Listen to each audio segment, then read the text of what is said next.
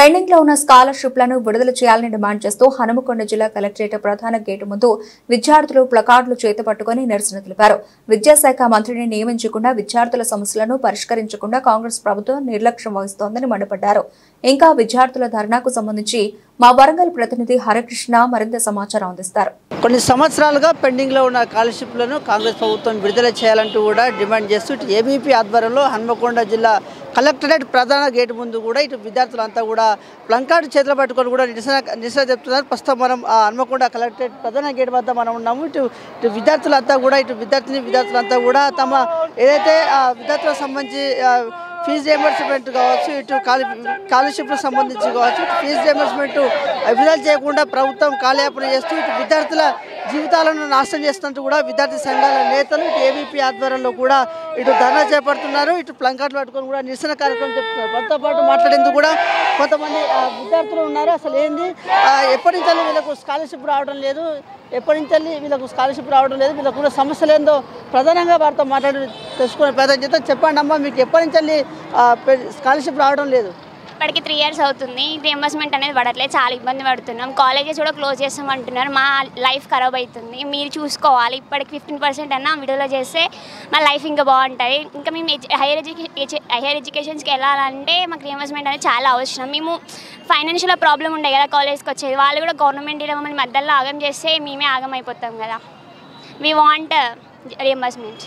ముఖ్యంగా fee reimbursement రాకపోవడం వల్ల కూడా హయ్యర్ ఎడ్యుకేషన్ పరంగా కూడా ఇటు కళాశాల యజమాన్యం వాళ్ళు ఫీజు రియంబర్స్మెంట్ పడకున్న నేపథ్యంలో కూడా మీకు టీసీలు ఇవ్వకుండా ఆపుతున్న పరిస్థితి. అట్లా ఎలాంటి ఇబ్బంది పడుతున్నారు? మాకు సర్టిఫికేట్స్ ఇవ్వట్లేదు, ఫీజు రియంబర్స్మెంట్ పడట్లేదని. మా దగ్గర ఫీజు అలా అడిగే అవకాశం ఉంది, మీరే చూసుకోవాలి.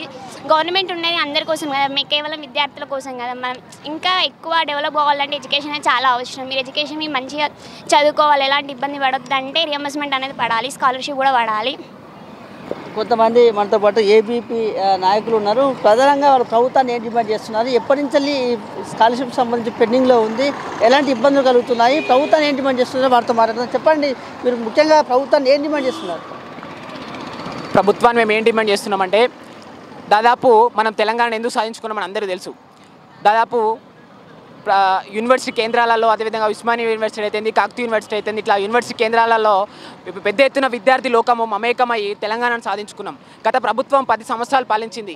ఆ ప్రభుత్వం అయితే ఏ విధంగా విద్యార్థి వ్యతిరేక విధానాలతో పోగొడలతో ముందు పోయిందో, సేమ్ ఇదే ప్రభుత్వం కూడా అదే విధంగా విద్యార్థి వ్యతిరేక విధానాల్లో పోగొడుతున్నది. గత ఎన్నికల్లో మనం చూసుకున్నట్లయితే కాంగ్రెస్ ప్రభుత్వం ఇప్పుడున్న రేవంత్ రెడ్డి సర్కారు ఏమని చెప్పిందంటే, విద్యార్థులకు విద్యా భరోసా అన్నాడు, విద్యార్థులకు ఫీజు రియంబర్స్మెంట్ స్కాలర్షిప్లు విడుదల చేస్తా అన్నాడు, విద్యార్థులకు పెండింగ్లో ఉన్న స్కాలర్షిప్లు ఫీజు విడుదల చేస్తా, నేను ఆదుకుంటా అన్నాడు.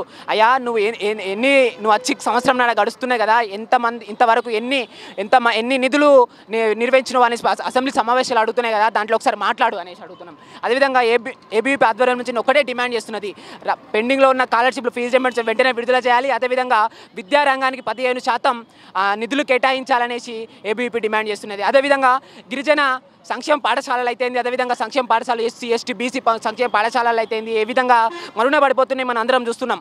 దాదాపు మొన్న ఒక ఆదిలాబాద్లో గిరిజన పాఠశాలలో ఒక అమ్మాయి చనిపోవడం జరిగింది.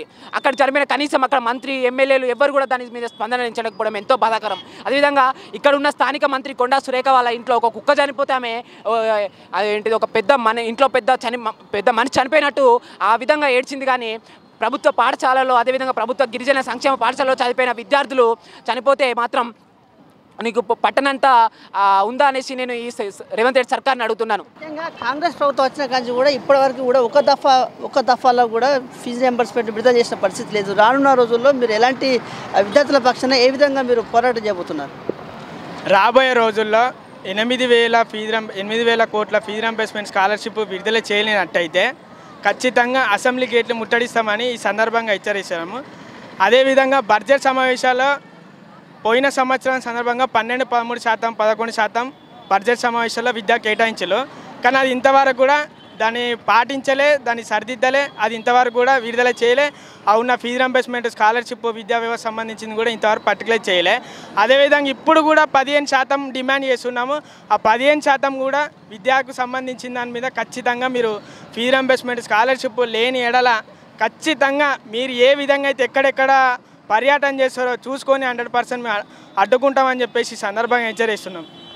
ఏదైతే విద్యార్థులకు సంబంధించిన ఏదైతే పెండింగ్లో ఉన్న స్కాలర్షిప్లను విడుదల చేయాలి, ఇటు ఫీజు రియంబర్స్మెంట్ను కూడా ప్రభుత్వం కేటాయించాలి. ప్రభుత్వం ఏర్పడిన కాంచి కూడా ఇప్పటివరకు కూడా ఫీజు రియంబర్స్మెంట్ కావచ్చు, విద్యార్థులకు స్కాలర్షిప్లు విడుదల చేసిన పరిస్థితి లేదు. ఇటు విద్యాశాఖ మంత్రి లేకపోవడం వల్లే ఇదే విద్యార్థులంతా కూడా తీవ్రంగా నష్టపోతున్నారంటూ కూడా ఇటు విద్యార్థులు అయితే ఆందోళన వ్యక్తం చేస్తున్నారు. రానున్న రోజుల్లో విద్యార్థులకు సంబంధించిన పెండింగ్లో ఉన్న స్కాలర్షిప్ను విడుదల చేయకుంటే ఇటు అసెంబ్లీని ముట్టడిస్తామంటూ కూడా విద్యార్థి సంఘాల నేతలు అయితే హెచ్చరిస్తున్న పరిస్థితి అయితే వరంగల్ జిల్లాలో ఉందని చెప్పవచ్చు. Video journalist Sujith Krishna, S6 news, Warangal.